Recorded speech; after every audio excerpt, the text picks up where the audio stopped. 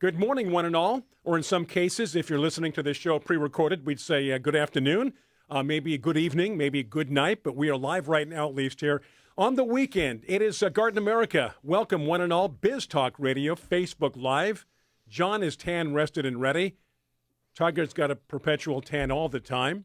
He's not rested, though. Not rested, but he's ready. He's ready, just not rested. He's ready to go. Hey, he glad went to the ball see you. game. What's that? He went to the ball game last night. Went to the Padres game last night. Saw 7 innings of boring baseball. Then the rest of it was, I guess, pretty good. Yeah, exactly. My son loves baseball right now. Because you guys are playing MLB, the show, the video game. Exactly. But he was so bored last night. I was like, well, yeah, this is baseball. This is baseball. How old is he? 8, 9? He's 8. Yeah. Okay, 8, yeah. I get bored at baseball games like that. I was bored last night. Yes, exactly. So anyway, we are here to talk about, what do we talk about? Gardening, horticulture, landscaping, the weather. The weather. All right, I guess we have to address the elephant in the room this morning. There is a hurricane headed toward Southern California. We should have all came in wearing life vests. Life vests and stuff. This is Hurricane Hillary, hoping that by the time it does reach San Diego, it turns into a tropical storm. As long as it's over water, it's going to be a hurricane. Once it heads inland, it should begin to dissipate. Right, John? I think so. I mean, we always have flooding when it rains in Mission Valley, right? Oh, yeah. So it's possible we might have some flooding, but I don't see any indications it's going to be any worse than any winter rain that we have. Now, the last time we talked about this before we went on the air this morning, the last time that a storm of this magnitude did hit San Diego was 1939. And as Tiger mentioned, they had no warning back then to speak of. We have warning now. We have warning. We have satellites. We have radar. So this thing's coming up the coast, and we'll see what happens. Hopefully we'll get some rain. I'm really looking forward to some rain because it's so dry. I think it can only help. Yeah. And there's no heavy winds predicted. Yeah. Oh, really? No. Yeah. I think Tiger was 10 to 20 mile an hour. Right. Well, that's pretty standard. By the time it hits here. Yeah. Right. Yeah. And you said it'll hit the coast in San Quentin, south of Ensenada. South of Ensenada. Yeah. And the area is San Quentin. San Quentin. Yeah, San Quentin, Baja, Mexico. San Quentin probably is how they say it. Not San Quentin. You're going up the river. No. Going up the river. What was it? I think the entire Johnny Cash. Did Johnny Cash play at San Quentin? No, Folsom. Folsom, yeah. Johnny, live at Folsom Prison. Oh. Johnny Cash. Hello, I'm Johnny Cash. I think in Mexico they pronounce it San Quentin Tarantino. Tarantino. Yeah. I think you're right, John. Hey, so we're mentioning this storm. We hope to get some rain. Right. Yeah. And it's a big deal because we normally don't have weather like this during this time of year, like John said. But really, that's why the hype. Yeah, that's why the hype. It's not because it's a hurricane. It's not because, it's going to be winds and, massive amounts of 8 to 10 inches of rain. Not the time of year normally. It's just that it's not the time of year. But the cool thing about it is because it's not the time of year, if we do get an inch of rain, it's going to go into the ground real nice because it's dry. Normally, this becomes real problematic for us in the wintertime when we get an inch of rain because it's already rained for a series of weeks or months or something. Like this winter, we had 4 months of rain. And it was saturated. Right. And so then when we got an extra inch, we knew it had nowhere to go. It went into the floodplains. It went into the rivers and streams and overwhelmed everything. But this should just soak right up. Hopefully. I've been preparing for it. I started watering. I stopped watering 2 days ago. All right. Do you want me to make an admission here? Yeah. I can't stop watering. I don't know how to turn it off. Oh, that's right. The system. Oh man. But anyway, this is a safe zone, John. You can admit things. Yeah, I started preparing yesterday, and I'll finish today. But my preparing for the storm is plant as much as I can. Yes, good. Get everything in the ground, right, and then let it get hopefully some rain to wash it in. And then you can pull the weeds afterwards when the ground's still wet and moist, right? Yep. Yeah. We've had a lot of weeds. Yeah, plenty. Yeah, especially after that last rain, like we're talking about. We had so much rainfall. I was driving down the 163 yesterday, and they have this row of sycamore trees in the middle, and they usually have grass in there. And this time of year, it's usually just dead Right. grass. Right. And it was so nicely mowed and still green. I was very impressed. I'm like, wow, I feel like I'm driving through Michigan You again. slowed down and caused an accident, which you did. You were, Yeah. oh, look at all this. It looks so nice and pretty. Yeah. Yeah, speaking of weeds, with all the rain we had this year, I've never had to pull so many weeds.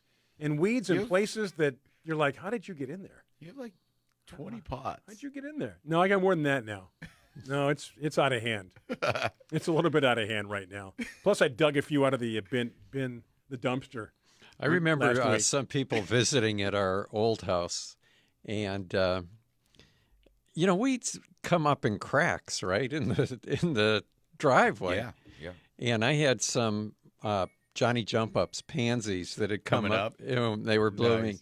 These people came to visit, and they go, even John and Shannon's driveway's in bloom. Yeah, exactly. You're nothing Even- but a even- Johnny Jump Up. Can you even- imagine calling somebody that? Even John's weeds are patented varietals. What are you, a Johnny Jump Up? You know what It's going to weed be that my vocabulary now. Sorry. just came up on? Do you remember those heteromelies, the toyon that were I Yeah. asked you to leave that were by the magnolia tree? Yep. What came up and how it got up there, I don't know. But do you remember the Cape gooseberries I gave you? Yeah. I've got one coming up there now, and it's flowering and fruiting. Do you think something ate it and then excreted it up there? Because you didn't have them up there at all. No, but I did.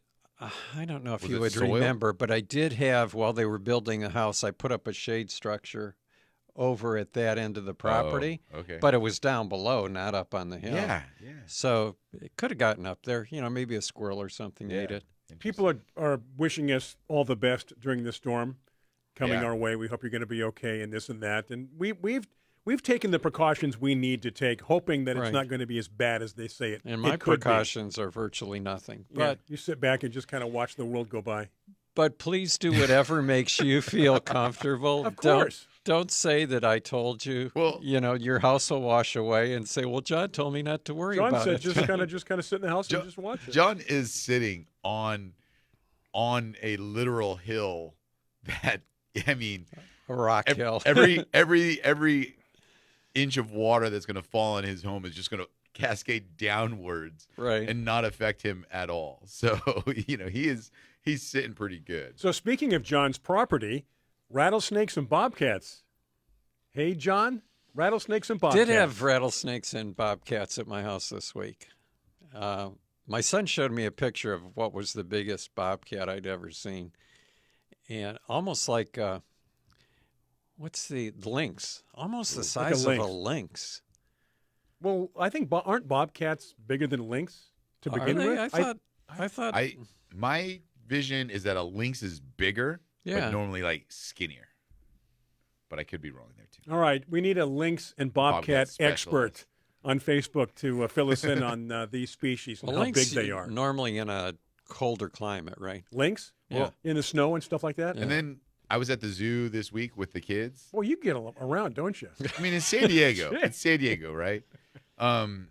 And you know what I was surprised with is when we were in the reptile area about the different snakes. You mentioned rattlesnakes. Right.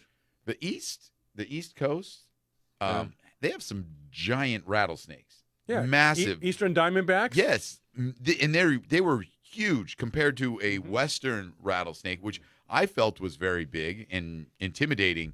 But the Eastern ones look like they were boa I constrictors. watch some of these YouTube channels where these guys, they have, they're licensed to have venomous snakes. So they have like snakes from all over the world, cobras and rattlesnakes, and there are some big snakes out there. Yeah. I mean, big snakes, not pythons, but big venomous And snakes. no, and these are not snakes that, like, I get it if I'm traversing through the jungles of, Africa and Or Florida. Yeah, Florida. They just caught you know. another huge one. That was But- on the news. But I mean, these were snakes that I think would be in very common areas, like our rattlesnake is. Right. Like, I mean, out by John's house, it's probably pretty regular to run into a rattlesnake once a year if you're around or something. But And they don't want to necessarily bite you. They want to get away from you. oh That's yeah, the last thing they want to can't do. eat you. So that's what the warning is for, John, the rattle. They're not intimidated, though. No. No, if they have to. They know what to do Yeah. if they have to. They're not intimidated. Yeah. We've got a break coming up here, John, the quote of the week. We'll take a break. By the way, those listening, no guest today. We are the guests. The three of us are guests on our own show. So you Storm can talk preparation. about whatever you want today, right? Yeah, storm preparation. So you say the quote when we come back or now? You know what? Let's take a break now, Okay. because I think we'll be kibitzing a little bit in and around the quote. So we're going to take a break for our friends on Biz Talk Radio, those on Facebook Live. Thank you. Open phones, questions, comments. We'll talk about Costa Rica. We'll talk about a lot here. We'll talk about Hurricane Hillary, Tropical Storm, Garden America, Brian Main, John Begnasco, Tiger Palafox. Back after these messages on Biz Talk Radio.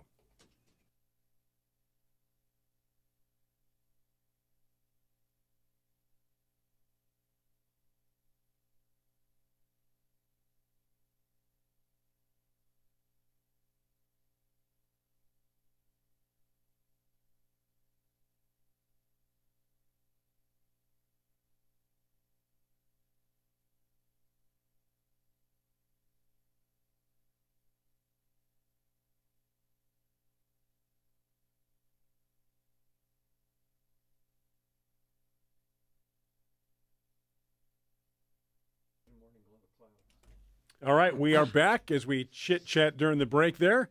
John was talking about night and morning low clouds. You know, there used to be sort of a standard weather forecast here in San Diego Yeah. when I was on the air. If you didn't know what the weather was, night and morning low clouds giving way to afternoon sunshine. Yep.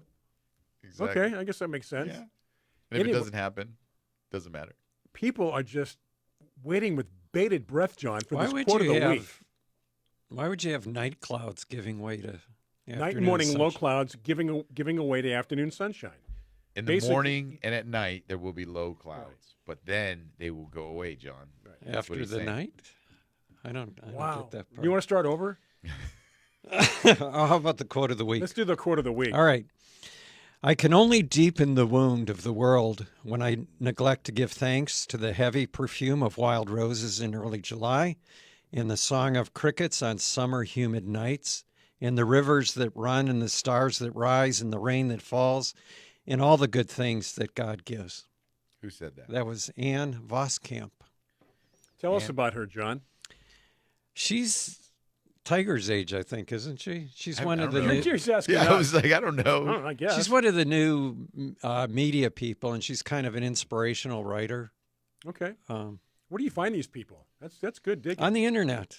Oh, the information I can highway. show you during the break. The wanna- World Wide Web. Yeah, I wanna know www. Her song of crickets. Those aren't probably crickets. Those are probably like locusts or something that are. You know what I mean? Like Crickets and locusts. crickets. You- Well, the you reason like I that song? the reason I picked that quote, by the way, it talked about the perfume of wild roses Exactly. in the early spring, and I brought in a book today called "Roses in the Fire of Spring." Here, you want to hold it up to the camera? There you go. Boom. Roses in the fire of spring. Right, which is a quote from an Omar Khayyam poem. That's good, John. Hold it right there. That's Which- good. We can see that. But it was written by a couple friends I met in Belgium. This book. Yes, by Viru and Girija Cool. from India. I thought Tiger got around. Look at you. Yeah. Yeah. They were the nicest people. In the newsletter, there's a link to a video about them. Okay. And if you get a chance, you should take a look at that. And if you don't get our newsletter, You got to go to gardenamerica.com, right? to sign up for the newsletter, Right. but if you don't get the newsletter, you can go to gardentube.com. Garden Tube. Gardentube.com. It's the first video. So, Okay, so there you go. Many ways to watch that Yeah. video, apparently. but anyway, there's a whole thing with they're in their 80s now, and they're just like the humblest but the nicest people you'd ever want to meet. And this book is about their lives and about the roses. They're probably India's most famous rose breeders, and they like all kinds of Bless you. Sorry. all kinds of plants. Hey, we should make sure. Are we checking our Facebook page? I want to make sure we're not Yeah. I was gonna say missing anybody's questions or comments. who wrote the poem from the roses in the fire of spring? Omar Khayyam. I wonder if he lived in Reading at all for a while. No, I don't think he ever did. Because that sounds like it'd be a good spot to get that quote from. Do you know his most famous poem? No. Brian does, right? The most famous poem? by Omar Khayyam. Outside Under a Starry Night. The Rubaiyat. Oh, You never heard of missed the that one. Rubaiyat of Omar Khayyam? I know Omar Sharif. That's as far as the Omars go that I'm He was a bridge really player. aware of. He built bridges? He was a bridge player. I'm I know I shouldn't give you a hard time. trying to. Oh, I got We my have to get Facebook serious here. page. You blew that dust in the beginning of the show, and Where? I feel like Oh, I didn't. You think really that got you? it's got me all sneezing. I just blew some dust here with the Yeah. liquid air. Like you just said, it's like a leaf blower. You just blew it in your neighbor's yard, and I'm your neighbor. Leaf blowers, blow it into somebody else's yard. It's not our problem. We have a good chat. I was enthralled by the dialogue happening on our Facebook right now. Are we caught up? Yeah, I want to make sure we're not. No, there's a lot of All right, stuff let's happening. back up and. Yeah, but they're pretty much ignoring us. No, and they're just having no chatting. conversation. Yeah. They're talking about their plumerias. They're talking Daniel about wants to know what kind of calla snakes inhabit seeds. Costa Rica. Did you What- see any snakes in Costa Rica, Tiger? Yes, there are. Oh, did I see any? But there's a lot of snakes there, There are a lot of snakes there. Yeah, Costa Rica's jungles have a lot of stuff. so we got to be careful. Monkeys. Monkeys. Don't go wandering around. Stay Hey, with your group. Exactly. Come here. Oh, real quick. So I was talking to a friend and she travels a lot, and she's a researcher, like an environmental researcher, and she was in somewhere in Africa, and she was saying when she arrived, they have this class, they have this little session. They say, hey, you're in Africa now. Here's where you're at. Here's the things you need to know. Don't do this. Don't do that. Here are the animals that will eat you. Yes. They said, don't ever bend over to pick anything up. When you pick something up, you squat down and you lift, but you stay vertical. And then they said, you'll see the kids when they're walking around the village or outside the village, they will carry a log on their head, and like, what's going on? Like, well, predatory animals, when they see something small, they obviously Sure. will attack it. So like a hyena, if you're bending over, like tying your shoes or doing something, they'll come up behind you and attack you. But if you stay up, they won't do it. Like, I can't imagine living in a place where like Where you're you taught walk that. outside and you got to look out the door to make sure nothing's coming your Well, way. yeah, because most of us, when we leave our homes in the morning, don't forget your log. yeah, don't forget your logs. But we're not, predators aren't looking for us. No. And so that really puts you into that, the animal kingdom where you're Yes. looking over your shoulder all the time because something is ready to eat you.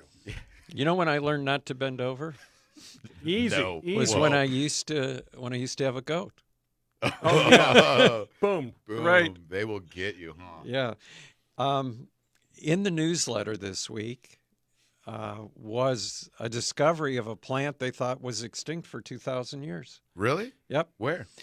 In like the Greece, Crete area. Mm-hmm. Uh-huh. It's a plant called Silphium, which was used in medicine and in cooking and was one of the most popular plants of the Roman world. Like a natural remedy? and ended up disappearing. And the last plant that they knew of, somebody harvested and gave to Nero, the Emperor Nero. So anyway, it's been rediscovered. Wow. It's called They just found it out in nature again? Yeah. Okay. It's called Silphium. They found, there's a picture of it in the newsletter. You should read the newsletter I sometime, was Brian. going to say, people that do not get the newsletter or do not read the newsletter, what is wrong with you? What's not going on? Always say that. That information you're not going to find anywhere else except in the Garden America You newsletter. certainly won't find the latest gardening news. Hey, Carla's got a question. She says, are those tigers' plumeria blossoms? Yes. Yes, on the they table. are. And we talked about how our plumerias have finally bloomed Yes. this year. So yeah, thanks for mentioning that, Carla, because there's a couple things that I've got out there, right? So number one, I brought in my plumeria flowers. So obviously the largest blooms that are sitting there are the Lord Byron, and then I've got some pansy ones which have a little squirrel to it. Aztec gold, synchronicity. We're going to take a break. Okay. But we're going to And- hold you over Okay. Yeah. to the other side. All right. And that's why I'm wearing my Hawaiian shirt. Oh, yeah, we're going to talk about that as well. So, again, those on the Facebook Live, questions, comments, those on Biz Talk Radio, these upcoming messages are for you, from us here on Garden America.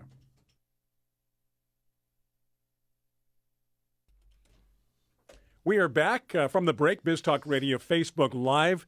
I'm sorry that I had to interrupt you, Tiger, describing the various blooms So from we have your plumeria. a selection of plumerias that are blooming at my home right now. And then, I mean, we were talking so much. We were talking about the Hillary hurricane that's coming in. Hillary hurricane. Last week, Hawaii, Maui wildfires. So Susan had sent me a message about her radio. So it reminded me for my radio that I also brought in my Sea Crane radio, which is an emergency use radio. It has a solar panel, wind-up charger, flashlight, picks up AM, FM stations. You can charge your cell phone off of it. Everything you would need during a hurricane. Yeah, exactly. And so I kind of put that all into a group there. And so there you go. Now we have our theme for the show. We should remind people, we talked a little bit about Costa Rica. We are going to Costa Rica April 2024, the 20th through the 29th. You need to sign up. The reaction's been stellar. Yeah. Now you need to sign up. Yep. How do they sign up, Tiger? They go to our website, GardenAmerica.com. GardenAmerica.com. GardenAmerica.com. And right on the front page, you'll see the itinerary is all right there. Yeah. The link. It's beautiful. Pictures. Everything that we're going to do day by day, locations, and So invite your friends, too. Even if they don't watch or listen to our show, you can still go. It's going to be a great trip. It's going to be a fun trip. And there's a good balance of interesting educational stuff and then also fun, exciting stuff and some relaxation. Sure, you get all. Yeah. You get there's volcanoes or a volcano. Yeah. There's zip lining. Multiple volcanoes. There's the beach. There's monkeys. There's parrots. There's snakes. There's jungle. Coffee. Lots of coffee. Yep. So that's it. Again, GardenAmerica.com. We invite you to visit our website for that and the newsletter. Sign up for the newsletter. Then you would already know what John's talking about. Hey, Kevin says, what are the best Hawaiian flowers to make leis? Well, plumerias. Plumerias are number one, right? Number one, I think, right? Yeah. They also use dendrobium, the orchids. Yeah, that pinky, purpley, white one. Right. Yep, you'll see a lot of those. Right. And those ones are nice compared to other orchids because they get so many blooms. They have those. Right. What do you call that? A floret? Right. It's a spike of flowers. Right. So, they use those, and they use some kind of greenery also. I don't know if it's like a ginger leaf or some kind of other leaf. I know that they'll make leis out of some kind of leaf also. I can't remember what it is, but. By the way, Daniel posted online, if you're following us on Facebook, a link to the trip. Perfect. So you can go take a look at that. We make it so easy, don't we? Yeah. We bring the links to you. Just give us your credit card number. Yeah, we bring the links to you. Thank you, Daniel.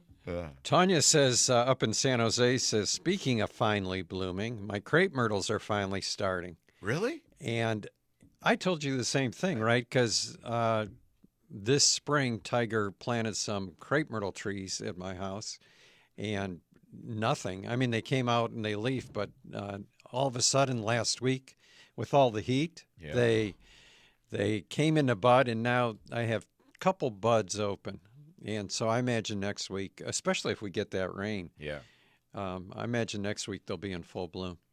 And so looking forward to that. With this rain, the cool thing about all that rain, too, for San Jose and for us, crepe myrtles are one of those trees that their foliage burns, real easily. And because we have our type of water and because we're constantly irrigating, they don't always look the nicest of trees or shrubs because of the watering sometimes. But this year, I imagine that most people's crepe myrtles are going to look beautiful with the foliage. It's kind of like Japanese maple, and this time of year, they just look burnt because of the water.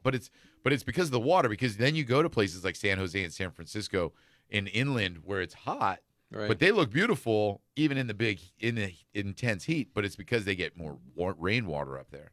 We're down, for us, we have to It's like avocados. Yeah, That the yeah, salt in that's- the soil burns Salt the in the leaves. soil. Yes, that was what I was kind of thinking of. The avocados look terrible Yeah. later in the summer that you get, and people always try to go, "What am I doing wrong?" You know, and I'm like, "Well, you're you need to just have a big rain barrel that you can water it with, because there's nothing you can do to escape that salt Right. from our water." Yeah. It doesn't hurt the plant. They do fine, right? No, they do fine. It just looks The bad. way that looks, right? yeah. Yeah. Yeah. Talking about your Crane radio, Tiger. Yeah. Marguerite says it's the best little radio. Yeah. She says for emergency notifications, no need for batteries. It's my standard go-to when we go camping. I always have that. Really? Yeah. Just because, you know. And Bob and Sue Crane will be with us in Costa Rica. Yeah. How about that? The Sea Crane can- Radio, Bob and Sue Crane. And I think they're listening. You think so? I believe so. Yeah, because every now and then Bob will say something. Yeah, hey, during the show you spoke of this or mentioned that. It's like, oh, we didn't even know you were tuned in. A lot of people tuned in that Secret. we're not aware He's a of, secret tuner. besides Facebook Live showing the names. Yeah. Kim says that the heat in Tucson's been brutal. Yeah. Yeah, really And- brutal. She says that the thing that seems interesting to her is that her natives look the worst. Yeah. They should. Well, I mean, it's But- been unusually warm in Well, Arizona. no, but we talked about this. I think it was the last show that native plants to those areas, they go dormant in the winter, in the summertime, because that's their most extreme. That'd be like saying my, maple tree in Michigan looks the worst in the middle of a blizzard. Of And it's course. because, it's supposed to. It's not, it sticks. It's dead. It's waiting. Yeah. It's not doing anything. And, in the hot, dry areas, Southern California, the southwestern Right, United right. States, all those native plants, they are accustomed to going dormant in the summer months because it's been 2 months without rain. It's been 115 degrees. Yeah, exactly. So they should look bad. They should look terrible. It's when people water them and fertilize them, it's almost like you're going against their natural. You're trying to force them to do something that Yes. they don't want to do. Exactly. So, it's fine. Sue in Allied Gardens says that her crepe myrtle have finally started to bloom, and she's got a question for you, Brian. Is it too early to start packing for Costa Rica? No, of course not. It's never too early. Start planning. Start getting Yeah. your thoughts together. Pick out the luggage or buy new luggage. And it's let me tell you, April's going to be here before you know it. When we take European trips, we get a lot of travelers with us that are excited because they're going somewhere for the first time. Mm-hmm. And I'm surprised how many of the people that signed up for Costa Rica, it's their second or third They trip. want to go back. Yeah. Well, that tells you right there. Yeah. Yeah. I'm Really. I'm Target, interested you've in been there a doing couple that. of times, right? Yeah. And I'll continue going And back. you'll see new things this time you didn't see before, probably. True. No, I will for a and fact. which is good, obviously. Yeah. And so I haven't mentioned this, I don't think. I mentioned Pura Vida, which is like the aloha of Costa Rica. That's their spirit, this idea. But it's funny because it really is it's kind of like, I don't know, for those people that have been to Hawaii, the minute that you kind of get out there in Costa Rica, it is a different attitude. It's a different feeling. It's it puts you at ease, you relax, you just enjoy whatever you're doing, because Right.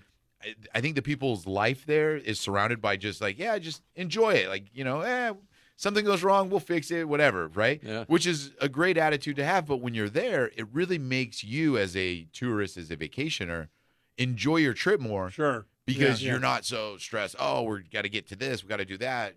Fast paced. We got to try this. It's a vacation, but then there's a lot to see and a lot to be a part You of. probably don't need, a lot of people go on vacation and they come home and they're tired. Nah, They've got to yeah. recover from their vacation.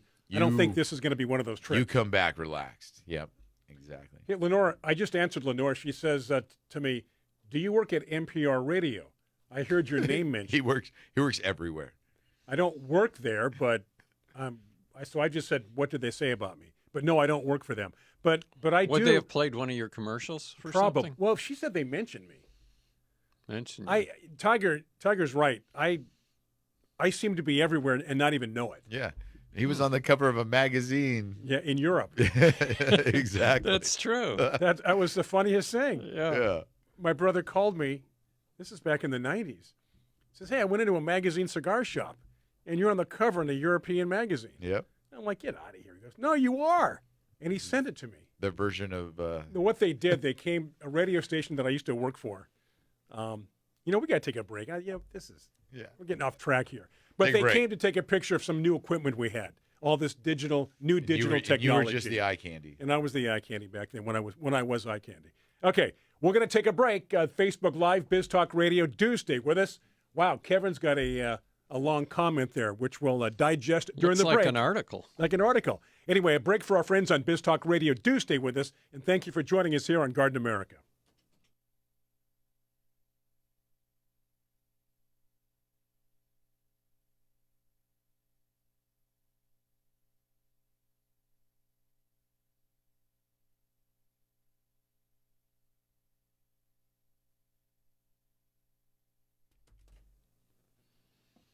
Welcome back from the break, those on Biz Talk Radio, those on Facebook Live. If you are tuned in on Biz Talk Radio, this is last week's show, pre-recorded. This is the final segment of hour number 1. Hour 2, 6 minutes after. News coming up, top of the hour for us on Facebook. The rest of us, we just keep on rolling along. John, did you finish the article that Kevin wrote? Well, Kevin says that he lives in Coeur d'Alene, Idaho. My old high school buddy, by the way. Right. I want to mention and he that. has a Fuji apple tree. He says Fiji, but I think he means Fuji. Yeah.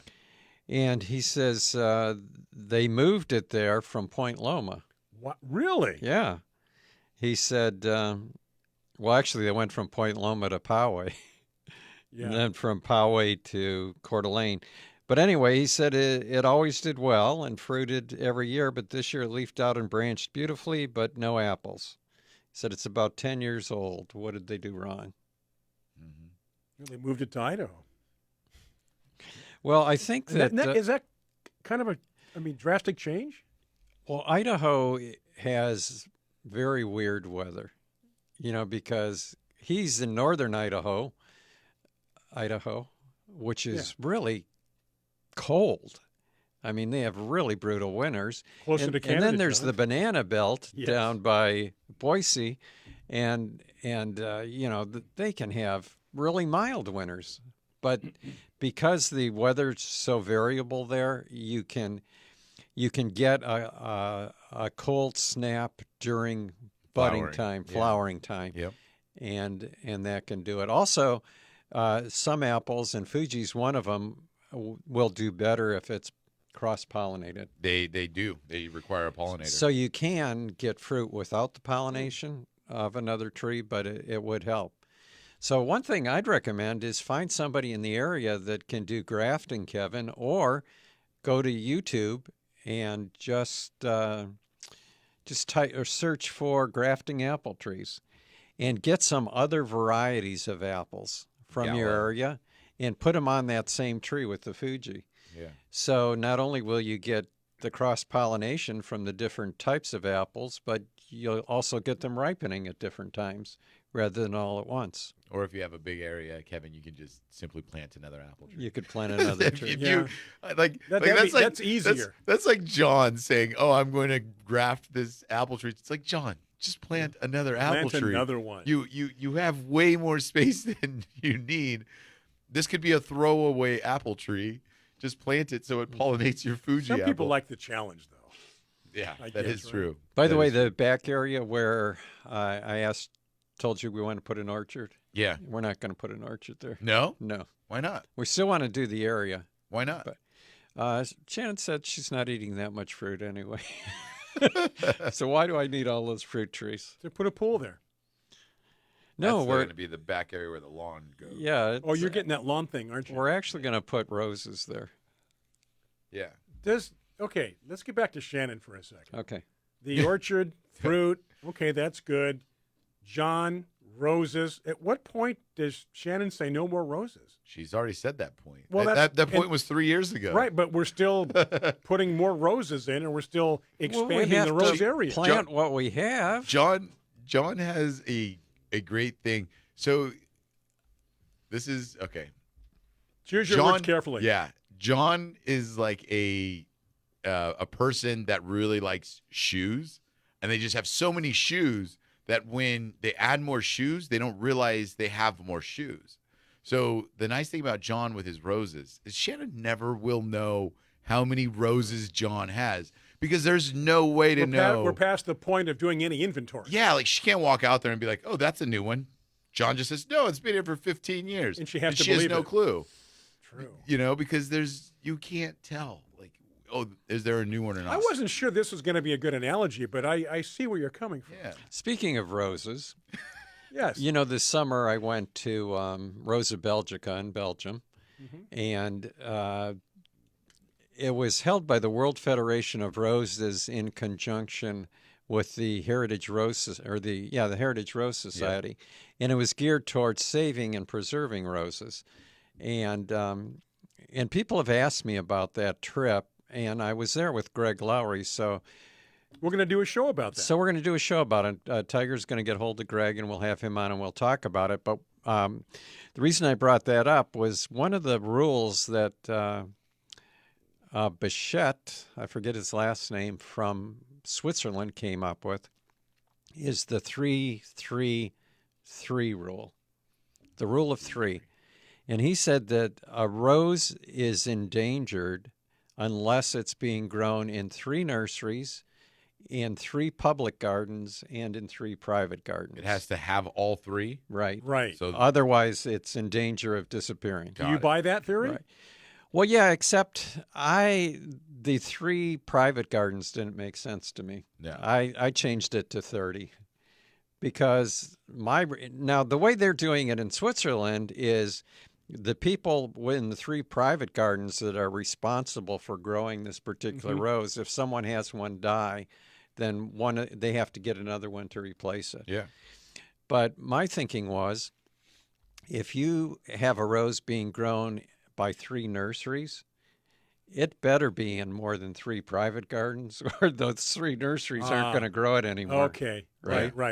Yeah. So I think the rule of 3 should be 3, 3, 30, or 3, 3, 33 if you want all 3s. Yeah, or you can do 3, 33, 303. Or 33 and a third. You know what that's Now- a reference now to, I'm John? getting a headache. 33 and a third is the speed of record. But kind of like, I mean, what was RPMs. what was his name? Yes. Bichette? Bichette. Bichette? Bichette. I mean, but the cool thing about roses. He's the president of the Switzerland Rose Society. It has over 1,000 members. Good for him. But the cool thing about the roses in that way is, in reality, if you have just a handful of roses and something was at risk, you needed to reproduce them. You needed it should be pretty easy to kind of take that next step to say, like, all right, hey, let's off of 2 or 3 plants, let's produce 50 more. And then the next season, you have now a good stock. Keep doing it year after year. If you need to keep replenishing that. You mentioned the plant that they found near Greece, Croatia. The Silphium. The Silphium plant. Right. I mean, the cool thing nowadays, and I'm not familiar with that plant to know, but now they have it with modern technology and ability. Now they can be like, okay, we have the plant now, whether it be through tissue culture, seed grabbing, we got to go to a break. Things like that. They should be able to now mass produce this plant. Let's see Hopefully, if John pretty well. agrees on the other side. All right. We'll talk more about roses. News coming up. Biz Talk Radio. 6 minutes after we come back on Biz Talk Radio. Facebook Live, a much quicker break, so stay with us here. Your weekend, your buddies, your garden buddies here on Garden America.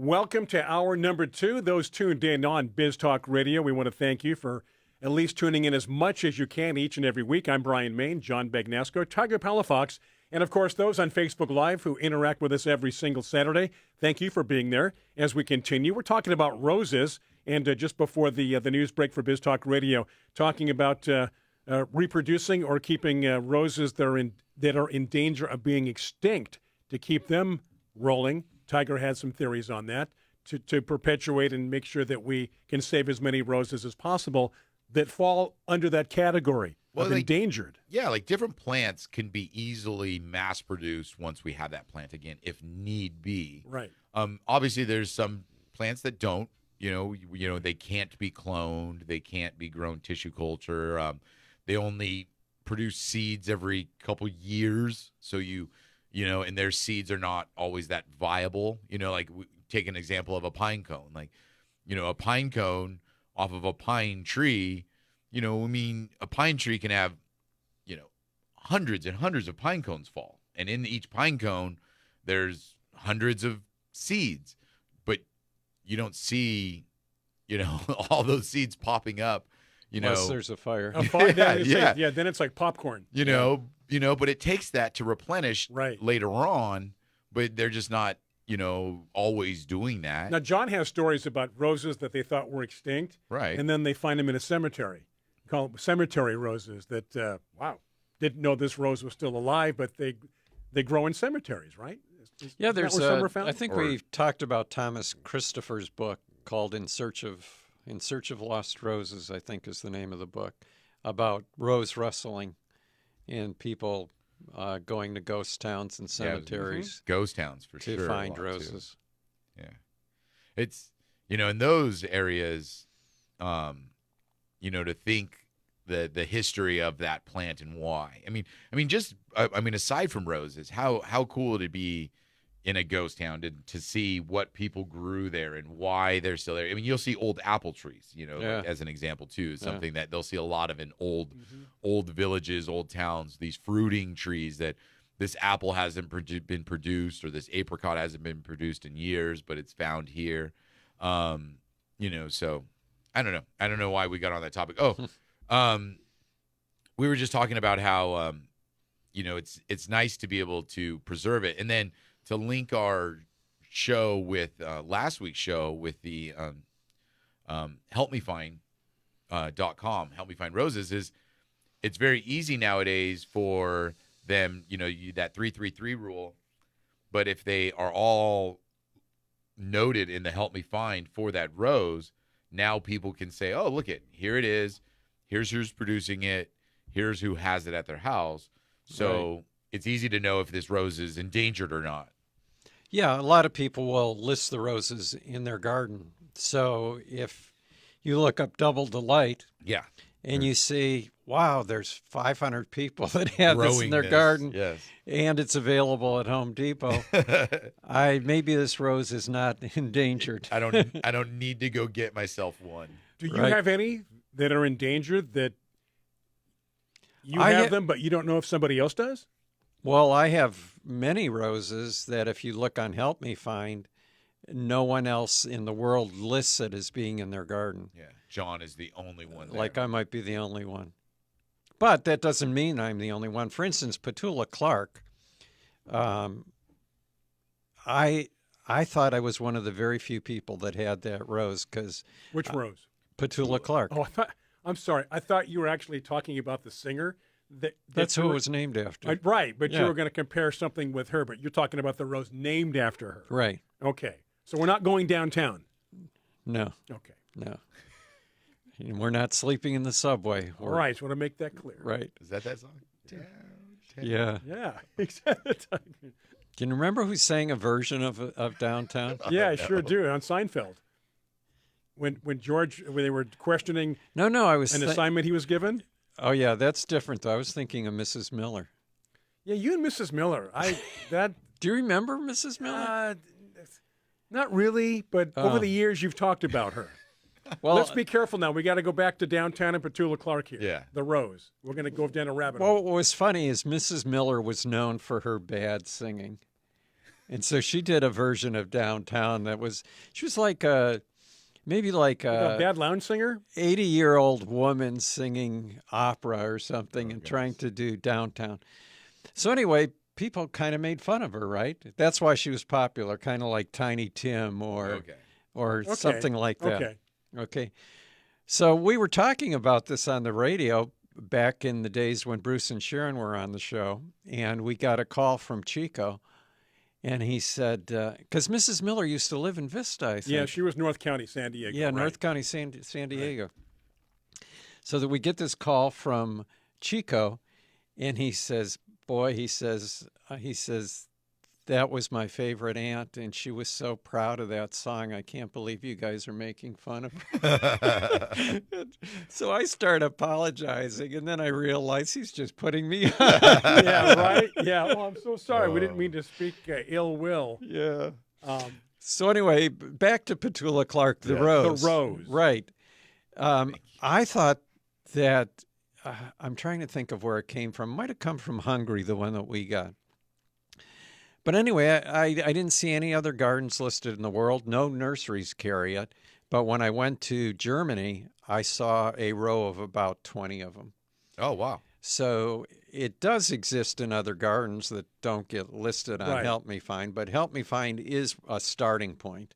You know, at least check it out. If it's not there, it still might be somewhere in the world, but it's definitely going to be uncommon. You know, if he wanted to, if he had the energy to do so, John could have his own website, a rose website with information listing the roses he has, listing where someone might find a rose, That's why he has Help Me Find. kind of, but more of a personal, local San Diego flavor to it. Really? Excuse me. You know, just basically, because what do you have, like 1,500, 2,000 roses? Yeah. It's a big difference between 1,500 and 2,000. Oh, Yeah. who's going to squabble over 500? What about 2,000, I right? have about a little over 1,500. You could do a website on that many roses and just get creative. Yeah. I did get the domain name for rediscoveredroses.com. Oh, cool. Yeah. There you go. That's You're on fine. your way, aren't you? Yeah, I'm not sure what I'll do with it, if I'll do anything, but maybe. Yeah, one day. Our plan of being able to put old roses back into the market. Yeah. Yep. That's a neat idea. I think Keith had a question. John, let's go back to Facebook. You have it, John? Okay, I was still reading Carla's here. She said that she has, she read an interesting article about grape seeds found in the Mideast dating to around 900 AD that have the same DNA as seeds used today. Wow. So really she neat. wonders if DNA testing could identify some of the mystery roses. Well, Yeah. she said it's probably too expensive, but actually they have done that. Yeah. And it is expensive, Yeah. but sometimes to try to identify a found rose, they might use that. Yeah. I'm sure in the future it'll become more common. Right, sure. But they don't have the DNA sequence for all varieties of roses, so it's you kinda- can't always match them up. Yeah. And then Keith is talking about asparagus. Right. He said this is year 5 of his asparagus patch. Year 4, he had a bumper crop. In the past 4 to 5 weeks, 4 or 5 spears have pushed up. Most were smaller than a pencil. Is there something wrong, or is it not time yet? Asparagus comes up in the early spring. And Keith in Point Loma? Yeah. Okay. And in the summer, they turn ferny. Flowery. Yeah. It's And not s- time then, right? Well, no, but it's very important that you let them go to that ferny stage where they're just, bushy, and because they're building up the roots for the following year. So if you don't do that, then they'll be really weak the following year. Yeah. Yeah. Like So- when you go to an asparagus farm, like you're saying, Right. they've done their harvest, and then you'll go out there and they're like, I wonder why they still left these out there. Yeah. And it's because they go to that other stage, Right. and then they will dig them up, and then they'll replant them, the next year. Right. So, it's one of those things that it has to kind of like reset itself. Otherwise, you're going to get a weaker and weaker plant. And then also, if you don't allow that to happen, the plant will begin to actually die off. So they'll get weaker and weaker. Mm-hmm. And then you'll get plants that they'll just begin to die out because they're just aren't growing anymore. They're not reproducing anymore. They get overwatered because they're not actively growing like they were before. Guess what time it is? Time to take a break? It's time to take a break. You right. betcha, to stay on track with our friends on Biz Talk Radio. Keep those questions, comments rolling our way on Facebook Live. I'm Brian Main, John Bagneska, Tiger Palafox. More from our Facebook viewers and listeners, and more of Garden America after these messages for Biz Talk Radio.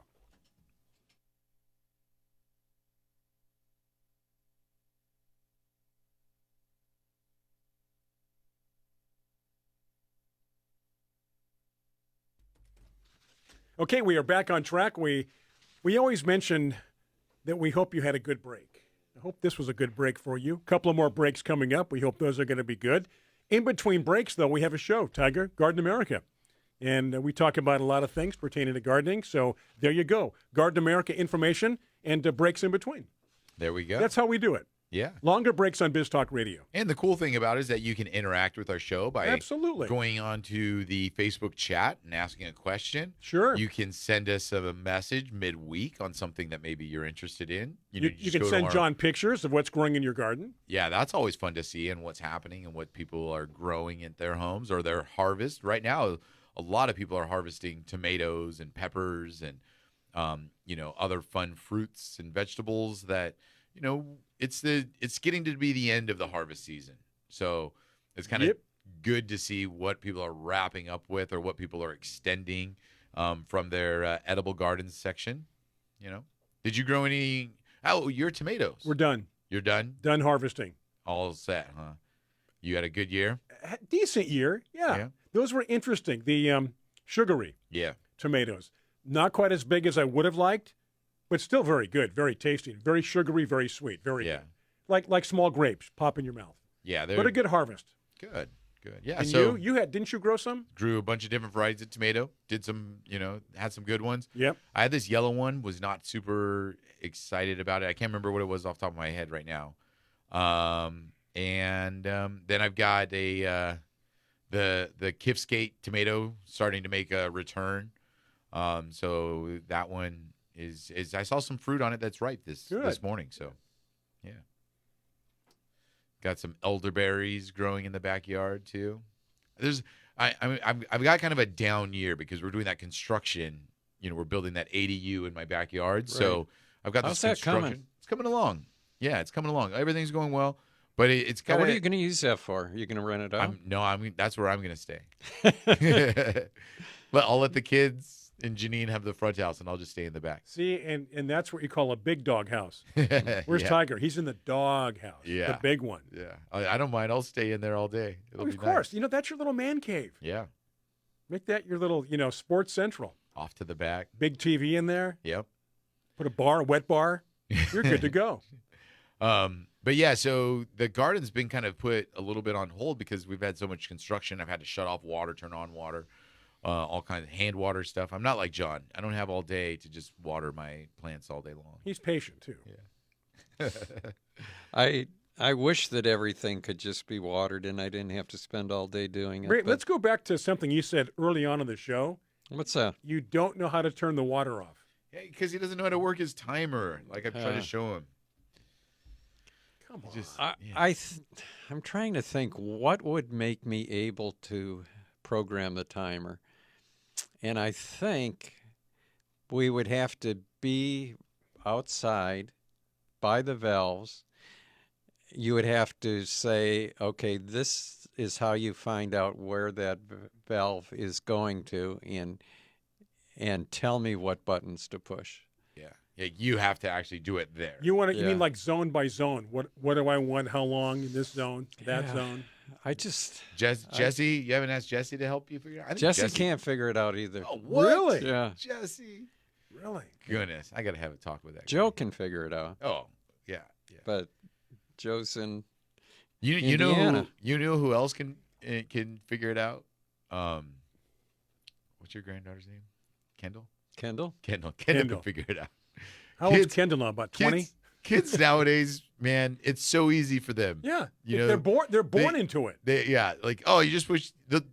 You'll just give them a couple buttons, and they'll figure out how to make it work. Mm-hmm. Well, you know what? I'm the same way in turn. I'm not afraid to push buttons and figure things out. Yeah. You know, like they got a smartwatch or something else. Do this, slide that. Okay, it's like learning. It's like learning something in here. Yeah. With the computer. What does this do? I'm a lot mellower now, but you used to be able to push my buttons. Yeah, you don't anymore now. You expect it. You don't Right. care. Yeah. Right. But okay, here we go. We got to catch up on Okay. Facebook. Pat. By the way, Patty sent me an email during the week saying that she's being invaded by ants, Ooh. and she said Taro's not working anymore. She's Really? put dust around the house. She's put the granules around the house, and nothing's working. And she did not say what type of ants they were. And you know those, I think sometimes they call them grease ants, those little tiny ones. Like, yeah. Small. Like small. really little ones where you're Right. not sure it's an ant, but it Yeah. has all the apparent Yeah. characteristics. Sometimes of they an ant. call them piss ants. Yeah. Yeah. You know, the little Yeah. tiny ones I'm talking about. You know what? I think I've had those in my sink a few times in the past month or so, in my Yeah. bathroom sink. I found that the ant controls do not work on those. So if that's the type of ants you have, I got the taro bait. You know, it has got the sticky. The bait station that has The the yellow or clear gel in it. Yeah, it's got Okay. the gel, and I think borax is Mm-hmm. mixed with it. And that actually will attract them. So Yeah. you'll get a whole line going to them. And it takes a couple weeks. Right. But just leave them there, and they'll come out, and eventually it'll go back in. Because we had that near the pantry. And, you know, I sprayed. I did everything I could. Nothing worked till I finally got those. And you got to be patient, but now they're gone. And you know, the one thing I learned to live with the bait stations like those, because I use those over the sprays, over the powders, over anything Right. else. Because I've learned that, like, if I just put that bait station there, they only go there. Mhm. So I know where they are, right? Like, it's just one of those things. Like when they're out in your home and they're just everywhere, it's Right. annoying. You find them everywhere. You got to clean every surface. It's just annoying. But if I just put that bait station in the corner, Yeah. and I know they're just going to and from that all day long, Uh-huh. that doesn't bother me as much either. So Because you so, feel like, you have some control. well, like you do, and you know, like John said, like it actually takes weeks for that to take any kind of effect in the sense of decreasing the population or getting rid of them. But I'll live with it. I'll go there and I'll notice, like, after like 3 or 4 days, I'll notice that some ants are starting to drift. Mm-hmm. They're starting to cruise around again. I'll just take that bait station away because I feel like they're not attracted to it anymore. I'll put a new one, and then they'll start going to that one now. Yeah. And so, but I just know that they're not cruising around my kitchen or You know what you are? room. You're like a traffic cop. Yeah, I am. I'm just guiding them. Yeah. Right. And then if you keep pushing that bait station closer back and back to where they're coming into, then you don't even notice them. Interesting. I think what Dana had a question about that because she can't stand ants or anything like that. Yeah. So what bait state? Just what's the The name? Taro, Taro, the Taro, yeah. Terro is the brand. And Taro has a whole bunch of products. They have a Right. gel, they have a bait station, they have sprays, they have powder. Veronica endorses bait stations. She says they're Yeah, those- fabulous. Those sticky little traps. Yeah. It's almost like a honey in there, Right. but it's mixed with borax. We got to take a break. We've got 2 more segments coming up. Do stay with us. Again, now we want you to have a good break coming up. Longer on Biz Talk Radio. Not quite as long on Facebook Live. Do stay with us. Lots of questions, lots of comments. Exactly what I do, Tiger. That's Carla. There you go with your bait stations and more from Garden America after these messages on Biz Talk Radio.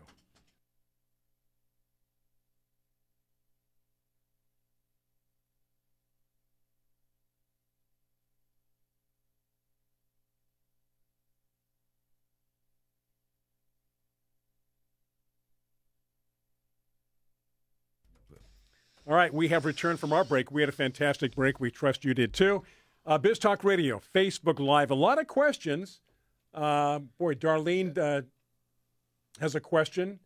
Carla responded to Tiger. I have a question. And I wanna make What's sure- Darlene's question? She says that her echinacea is in a planter bin with rich soil and planter mix and an automatic dripper, but the leaves are white like a mold is on them and they're stunted. Can she do anything or just give up and replace with something else? She says the zinnias are doing great. echinacea are dry plants, right? Yeah, I was okay. So I wonder if they're getting too much water. That was my because she first says thought. the zinnias are doing good, Yeah. and zinnias They like love more it. water. They love it. Yeah. That was my first thought as I was going to say when you were reading the question and I knew what she was asking, I was thinking she's overwatering. Yeah. And this time of the year with the heat, you might tend to do that. And especially with the dripper, because the thing that people need to remember with the dripper is it's putting water normally right where the root system is for these plants. And these plants are more accustomed to looking for water. They're not accustomed to having In other words, the roots look for the water instead of bringing the water to the root. Yeah. And so when you're constantly keeping that area near the basal part of the plant wet, that creates problems. That's for salvias, for ceanothus, for manzanita, all those dry kind of plants. Whenever you keep the base of that plant wet, they don't like that. And it kind of sounds like to me overwatering. And a big thing that you'll see is the plant will be kind of like droopy in the description that she had. But normally when it's underwatering, it perks up and then it droops again. But if it's overwatering, it's just droopy, sad looking all the time. I have, I told you that when I went to the Huntington at their plant sale, I bought an ice cream bean tree. Yeah. And it was just a little liner. And I put it into a 2-gallon can, and it grew really well. And now it's about a little over a foot tall, really rich green leaves, droopy. And it's a natural droop? It looks unnatural. Okay. But they're not changing color or anything. They're still a rich dark green. So I thought maybe it's getting too much water. So I would hold off on the water, and it would perk up a little, but then it would droop again. Before you watered it again. And it's putting out new growth. Do you think it's the heat? Like too much heat? God, I don't know. I've never grown one of Where those is it trees planted? before. Close to the house? No, it's in a pot. Put it in a shadier area. Yeah. Cut back on the water and see if that perks it up. That's why I asked if it was planted next to the house. Yeah. I wondered why you asked me that. Because you can move it around, obviously. Yeah. It sounds like to me like it might be something that it just doesn't like. Location. That It's like real estate. I don't know. Hey, we talked about in the first part of the show about Viru and Girija from India's new book, Roses in the Fire of Spring. And I put a link. I wrote an article about them because they're just the nicest people. But in the newsletter, there's a link to the book on Amazon if you want to buy it, but it takes you to Amazon India. Oh. So The reason I want to put that warning is because you'll see the price, $2,900. Is it a dollar sign? It's or is not, it some like rupees? It's Indian rupees. Yeah, rupees. Which comes out to around $30. Yeah. Or $32, something like that. So don't get excited. So I got a question. We were talking about ants, and Yes. Brian, you might be able to help me with this. I don't think John is in the same situation, but I have a back covered patio that's connected to my house, and it's a sliding glass door that exits out to this patio. It's fully covered, but it's open with walls, and I always have flies, not just gnats, flies in that area. So right when you exit my sliding glass door, I exit into flies. And what's It's a covered patio. So kind of like your area, but imagine like a cover. But it's open on the sides. Yes. Okay. I cannot do anything. I put the fly, those fly traps that you attract the flies and then they get in there and then they get trapped and then they just big die. stinky. Yes. I've put those light things that like it's the blue light The and zappers? they stick. No, not the zapper. The ones where they just stick to the sticky part of the sticky trap. I just can't get rid of flies. First of all, we don't have any flies at all. See, I would think you would do with that patio. Zero flies. Nothing? You see, I had Did this you have flies conversation. before your dog? Good question.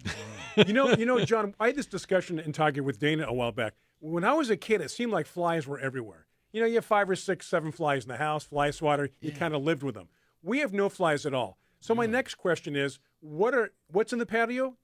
Just a table, like it's. Oh, there's no plants or anything? No. Because I'm thinking maybe you're growing something or there's something there that's attracting them. I was kind of thinking that it's too, the but dog. you think it's a dog? I think you're right because they go off to the side and they are in that area, Yeah. and yeah, you're right. You know what you might get is, have you tried the old-fashioned fly paper? Like the sticky, you just hang it up. Yeah, and it like pulls down. Yes. And Okay. that doesn't work. I know I haven't tried that. Yeah, I would try Yeah. that. Try that. That's what they used to use, in the 50s. Yeah. You would see that everywhere. Yeah. Rochelle suggests maybe putting a ceiling fan in there to keep the air circulating. Well, when we do go and use the area, that's what we do. Is we put a fan, and I know that cross ventilation. They don't land anywhere. They just move away, right? But I'm just like, I want to get rid of them. What about a shop vac?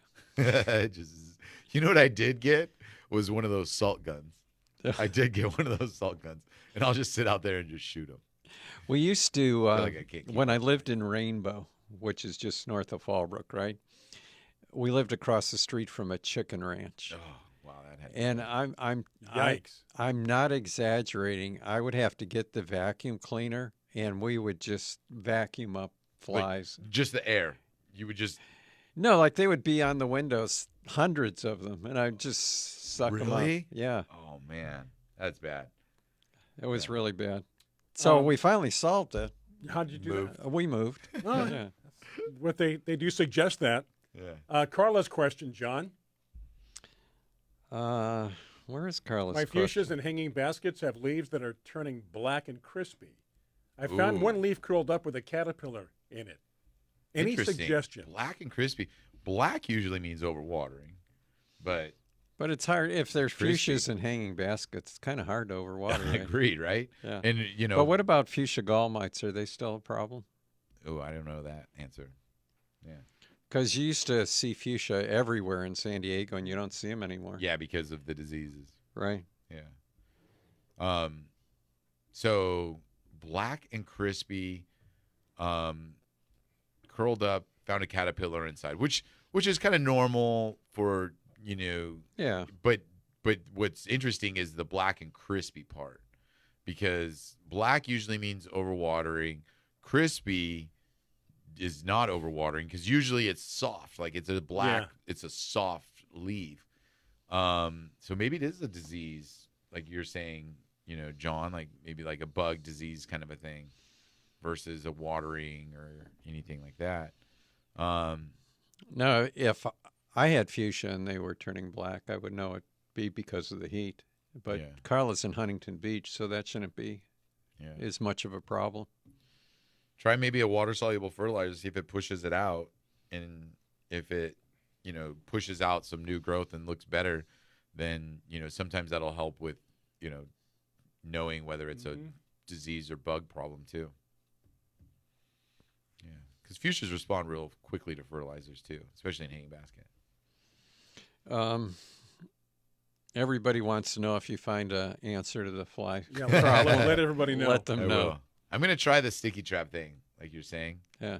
Yeah, because Put it on your dog. The sticky trap on your the- dog. Yeah, the stinky trap is stinky. Like Right. you put it off in the corner, Right. but it still smells. Yeah. It smells like rotting something. And it attracts a different type of fly. Yeah. The flies that don't know what they're doing and they just spin in circles. Yeah.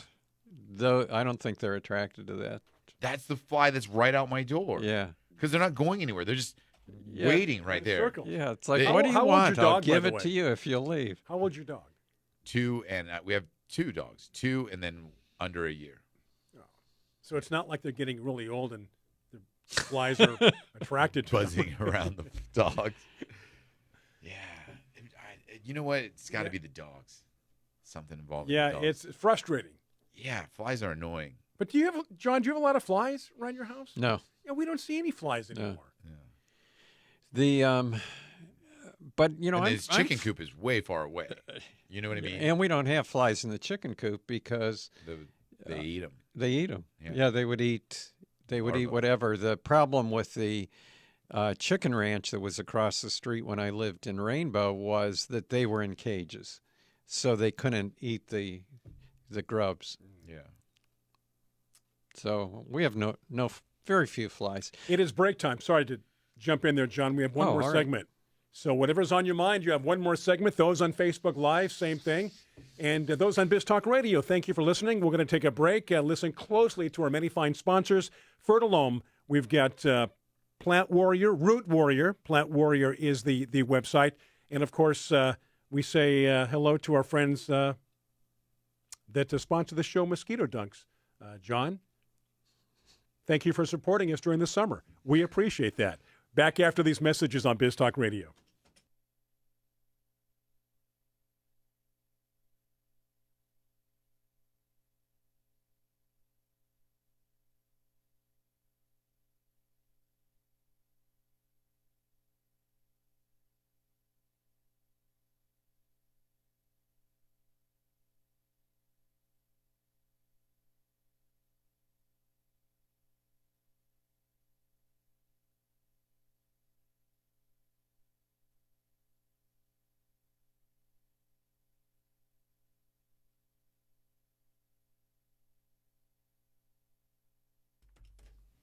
Okay, we are back from the break, and again, this is our final segment.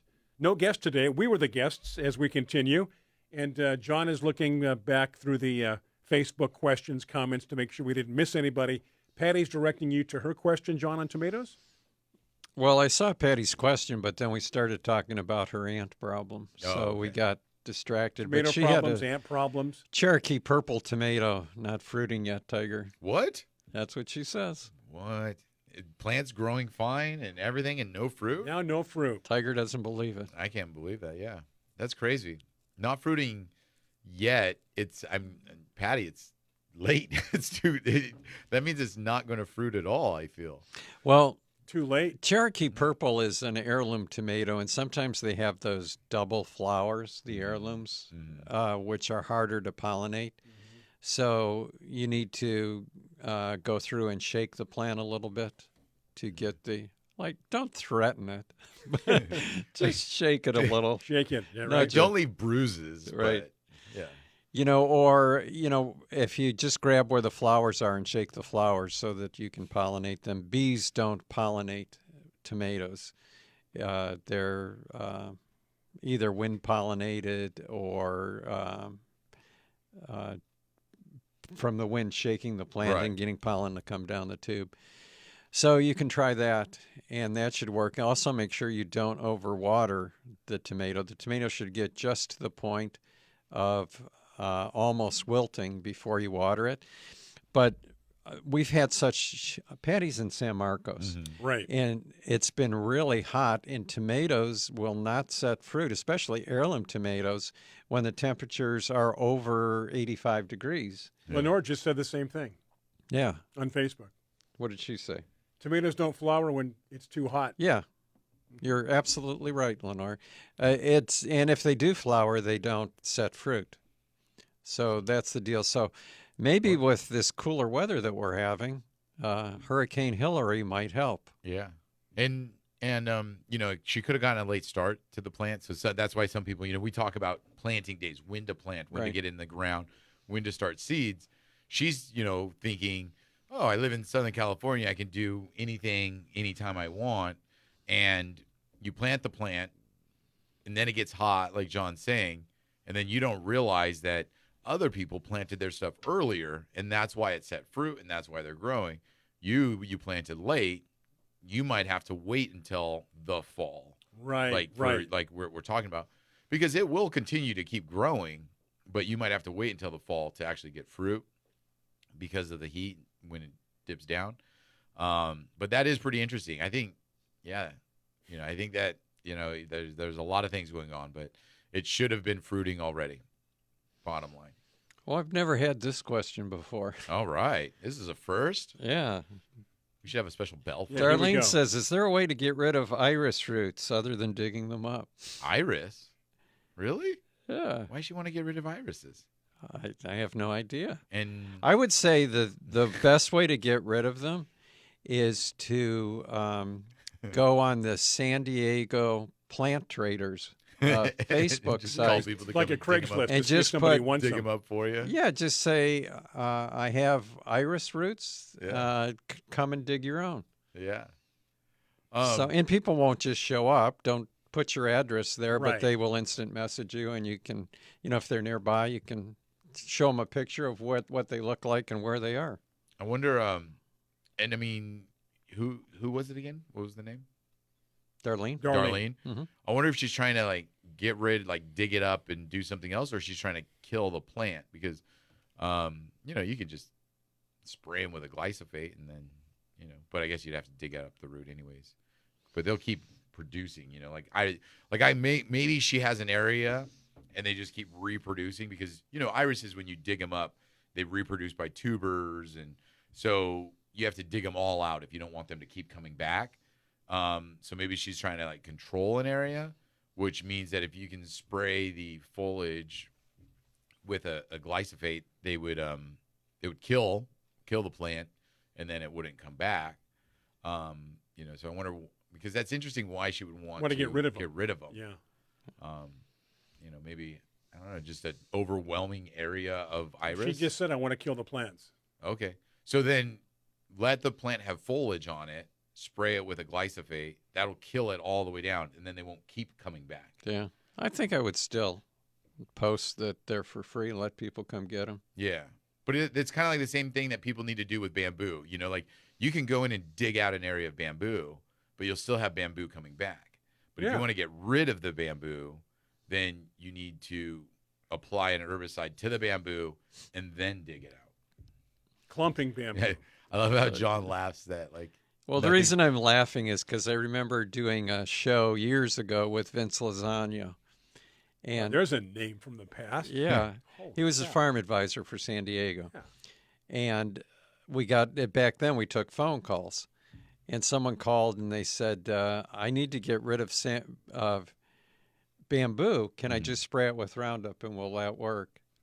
And I said, no, absolutely not. Roundup will not kill bamboo. And Vince looks at me and goes, I guess mine died of a heart attack. I go, oh, well, maybe you know more than I do. And he said, if you cut the bamboo in, where it's hollow in the center and you pour the Roundup in straight, yes, that it'll go down and it'll kill it, which I never realized. Yeah. But I thought it was funny the way he said, I guess mine died of a heart That's attack. a great response. We got about a minute to go, guys. And then with that too, I mean, different dilutions. So obviously a very diluted amount isn't going to work on some things, and irises and bamboos and some of those things are very strong. They can withstand a lot more. But if you concentrate it more and apply it, it should work. Patty says May 20th. It's when she planted her Cherokee purple tomatoes, which is really late. That is. So there's a chance that by the time it got to the it was flower too tank, hot. it was too hot. Yeah, so they should produce as we get closer to fall, right? Yeah, exactly. Kevin wants to know if growing citronella plants keeps away pests. Yeah. Absolutely not.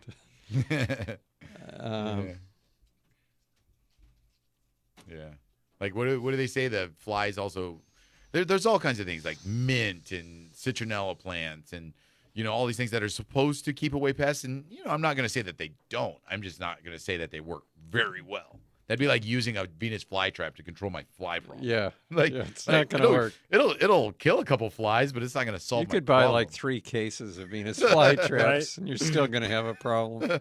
Hey, that's going to do it. Thank you for joining us. It was a fun show. Again, no guest this week, obviously. Is there a guest lined up next week, Tiger? Yes. We are going to be talking. We're getting ready for natives. That's right, natives. Yeah, Okay. getting ready to plant for the fall. Okay, so be sure to join us for that. Thank you to those on Biz Talk Radio, of course, our good friends on Facebook Live. We'll do it again next week. Enjoy the rest of your weekend. And again, we'll be hunkering down somewhat, preparing for what should be a tropical storm here in San Diego blowing through with rain and a little bit of wind. But much like John, nobody's going to panic. So until next week, enjoy the rest of your weekend. Have a good week. And we'll do it again next Saturday live right here on Garden America. Take care.